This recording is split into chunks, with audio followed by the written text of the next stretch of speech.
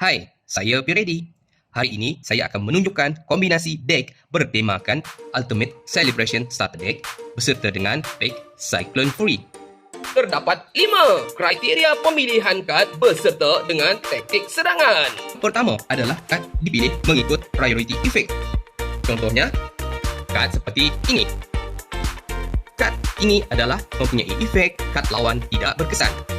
Manakala kad yang ini pula ialah akan menukarkan kad jenis Bobo Boy tahap kedua. Pilihan kad yang kedua adalah Easy Unlock ataupun Fast Unlock, di mana saya akan menggunakan kedua-dua kad ini, Bobo Boy Taufan, untuk unlock ketiga-tiga kad ini.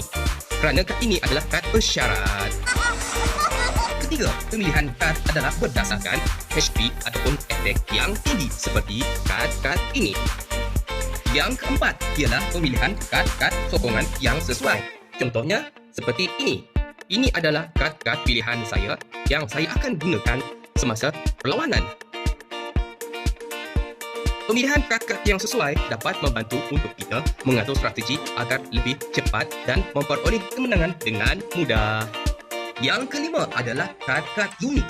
Contohnya adalah kad berdua ini. Apa daripada Starter Deck dan Kalkatua dari Cyclone Fury. Kedua-dua kad ini mempunyai HP dan attack yang rendah. Walau bagaimanapun, mereka mempunyai efek yang sangat menarik. Seperti apa? Dan Kalkatua. Dan ini adalah baki kad-kad yang saya akan gunakan di dalam deck tema saya pada hari ini.